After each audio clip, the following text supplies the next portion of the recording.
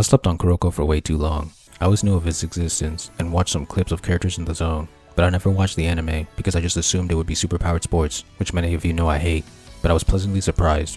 Kuroko's Basket is actually a top tier sports anime. The way the sport is played is one of the most important factors in a sports anime.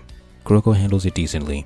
Some of the rules are explained and the play is mostly realistic, but most teams focus on the unique skills of their players rather than actually using team plays that are in basketball.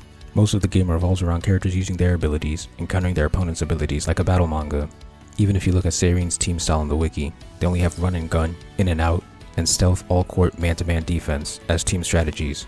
There's definitely more tactics that could be used in this anime. That's something Haikyuu does better. It gives you a full range of different types of individual and team tactics that the sport has to offer. Speaking of powers and abilities, the story actually did really well at keeping them away from the immersion breaking line.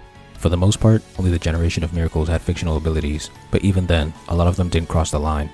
Kuroko's was the first goofy ability. His whole misdirection is so superpowered, but I could let it slide due to the amount of weaknesses it had. The next dumb ability was Kise's ability to copy any move he saw. It gets even worse when he's able to copy the Miracle's abilities. It's broken. The nonsense really increased in Season 3. That's when Kise copies the Miracles, and another character has the ability to steal your moves. Finally, all of Akashi's moves are dumb, which is also in Season 3. The rest of the abilities were either grounded or not too unrealistic. When the powers find the perfect balance of fictional and realistic, the matches become phenomenal. The best example is when Kagami enters the zone against Murasakibara. He uses two new moves, Meteor Jam and Airwalk. Meteor Jam allows him to jump higher than his opponents and throw the ball into the hoop. Airwalk allows him to perform a dunk when he jumps from the free throw line. Both have been done in real life. They just weren't as exaggerated and didn't look as cool. Kuroko took something rare but real and slightly exaggerated it, resulting in a breathtaking scene. While we're on the topic of epic, the anime really knew how to insert its openings and endings into scenes. It played them more than any anime I've seen before. Kuroko taking the instrumental version of the ending walk and playing as Kagami used Airwalk was otherworldly. I mean, just look at this.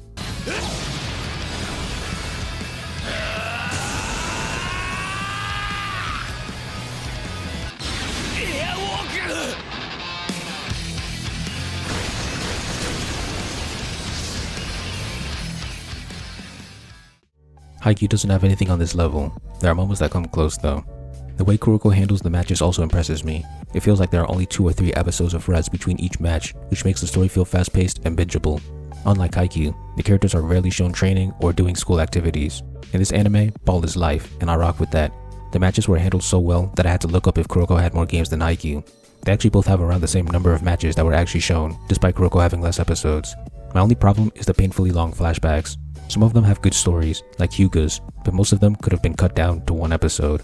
They really interrupted the flow, especially when they come before or during matches. The characters are really good. I think I like Seirin as a crew more than Karasuno.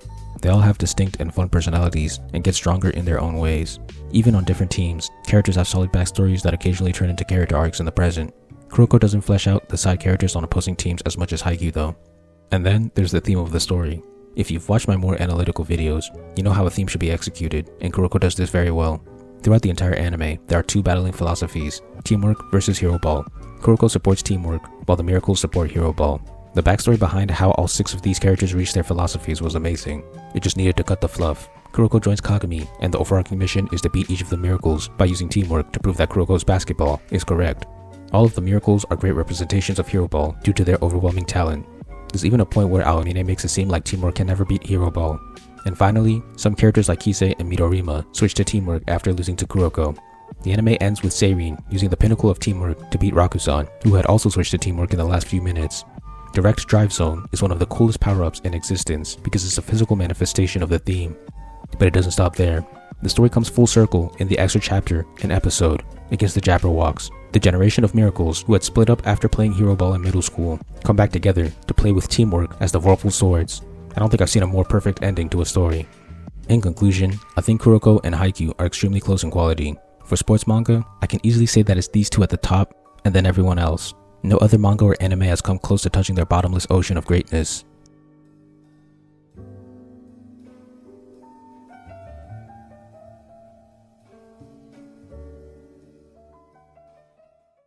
Thank you for watching.